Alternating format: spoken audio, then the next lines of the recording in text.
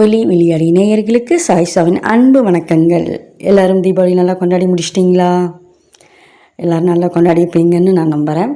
இப்போ நாம் இந்த ரிலாக்ஸாக தீபாவளிலாம் கொண்டாடிட்டு இப்போ ரிலாக்ஸாக இருப்பீங்க, பெரியவங்க சின்னவங்க எல்லாம். இப்போ ஒரு திரைப்படத்தை பற்றி நான் பேசலான்னு வந்திருக்கிறேன். என்ன திரைப்படம் அப்படின்னு பார்த்தீங்கன்னா இன்ஃபினிட்டி அப்படிங்கிறது தான் இந்த படத்தின் பெயர். இது 2023 வந்த படம் தான்.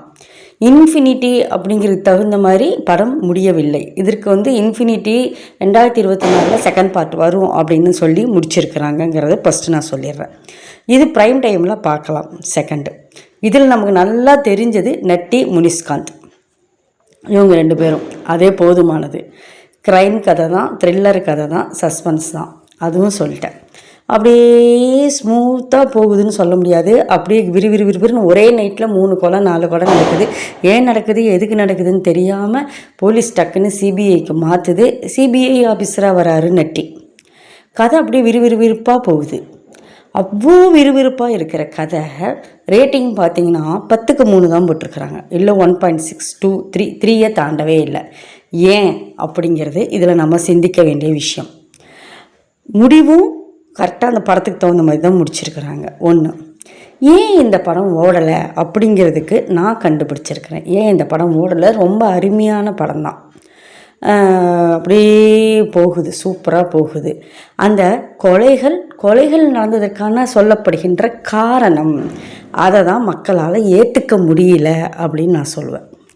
பொதுவாக இப்போ போன திரைப்படத்தை பற்றி கூட நான் ஒரு படத்தில் சொல்லியிருந்தேன். அந்த படத்தில் சொல்லப்படுகின்ற விஷயம் என்னென்னா, உண்மையை யாரும் நம்ப மாட்டேங்கிறாங்க, எல்லாரும் சேர்ந்து எதை நம்புகிறாங்களோ அதுவே உண்மைன்னு சொல்கிறாங்க அப்படின்ட்டு. அது மாதிரி சில உண்மைகள், அந்த கொலைக்காக சொல்லப்படுகின்ற காரணங்கள்னு சொல்லுவாங்க பார்த்தீங்களா, அது இப்போ சமூகத்தில் நடந்து கொண்டிருக்கின்ற அவலங்கள் தான். நிறைய கதைகளிலும் செய்திகளாகவும் நாம் கேள்விப்படுகின்ற விஷயங்கள் தான். ஆனால் அதை மக்களால் ஜீரணிக்க முடியலை அப்படி தான் நான் நினைக்கிறேன். ஏன்னா அந்த திரைப்படத்திற்கான விமர்சனத்தை போய் நான் பார்த்தேன். பார்க்கும்போது நிறைய பேர் எப்படி போட்டிருக்காங்கன்னா, பார்க்காதீங்க, இந்த படத்தோட முடிவு சரியில்லை, முடிவு நல்லா இல்லை, இப்படிப்பட்ட முடிவு கொடுத்துருக்கூடாது, இப்படி தான் போட்டிருக்கிறாங்க. அப்படி என்ன முடிவு அப்படிங்கிறதுக்காகவே நான் போய் பார்த்தேன். பார்க்கும்போது அந்த முடிவு என்னன்னு நான் சொல்லக்கூடாது, நீங்களும் போய் பாருங்கள். பார்த்துட்டு இதை உங்களால் ஏற்றுக்க முடியுதா முடியலையா அப்படிங்கிறத நீங்கள் சொல்லுங்கள் அப்படி நான் கேட்டுக்கிறேன். இன்ஃபினிட்டி சமூகத்தில் நடக்கின்ற அவலங்களை சொன்னதாலேயே அது அவ்வளவாக பாராட்ட பெறவில்லை அப்படின்னு நான் நினைக்கிறேன். அங்கங்கே ஒரு 2-3 இடத்துல சில தொய்வு ஏற்படுது. அந்த தொய்வை கூட நினைத்திருந்தால் இயக்குனர் சரி பண்ணியிருக்கலாம். இருந்தாலும் பரவாயில்ல, ரொம்ப நல்ல கதை தான். இதில் என்ன சொல்கிறது, ஜீரணிக்க முடியாத விஷயம் ஒன்று இருக்கின்றது. யாராலையும் ஜீரணிக்க முடியாத விஷயம், ஒட்டுக்கொள்ள முடியாத விஷயம் நம்ம சொல்ல முடியாது. ஏன்னா சமூகத்தில் இந்த அவலம் நடந்து கொண்டிருக்கின்றதுன்னு தெரியுது. இந்த கொலைகளுக்காக காரணங்கள் 2 விஷயங்களை சொல்கிறாங்க. அந்த 2 விஷயங்களில் ஒன்று ஜீரணிக்க முடியாத விஷயம், ஒன்று இது இன்னும் 2-3 படத்தில் கூட வேறு மாதிரியாக கையாண்டிருக்கிறாங்க. ஆகக்கூடி எங்கேயோ எப்பயோ நடந்து கொண்டு இருப்பதை தான் இந்த படங்களில் சொல்கிறாங்க அப்படிங்கிறத நம்ம எடுத்துக்கொள்ளலாம்.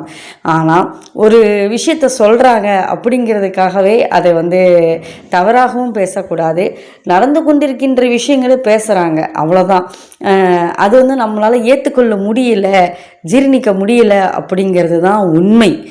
நீங்கள் படத்தை அவசியம் பாருங்கள். இந்த படத்துக்கு நீங்கள் என்ன ரேட்டிங் கொடுப்பீங்க அப்படிங்கிறதையும் சொல்லுங்கள். நிறைய விஷயங்கள் சமூகத்தில் நடக்கின்ற அவலங்கள், இன்னும் மற்ற சின்ன சின்ன விஷயங்கள் எல்லாம் கூட எடுத்து சொல்கிறாங்க. ஒரு கொலை நடந்ததுன்னா உடனே மீடியாக்கள் வர்றது, என்னாச்சுன்னு கேட்குறது.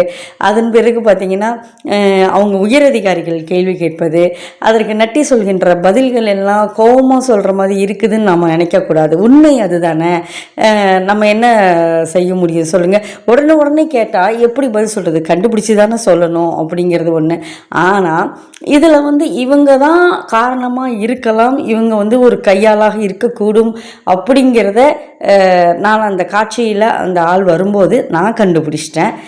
நீங்களும் கண்டுபிடிச்சிங்களா எப்படி அப்படிங்கிறத சொல்லுங்கள். உங்களுடைய கமெண்ட்ஸ்க்காக கண்டிப்பாக நான் காத்திருப்பேன். இந்த இன்ஃபினிட்டி படத்தை பார்த்துட்டு நீங்கள் இன்ஃபினிட்டி இல்லாத கமெண்ட்ஸ் எல்லாம் கொடுப்பீங்க அப்படின்னு சொல்லிட்டு நான் ஆவலுடன் காத்து கொண்டிருக்கின்றேன். நன்றி, வணக்கம், பாய்.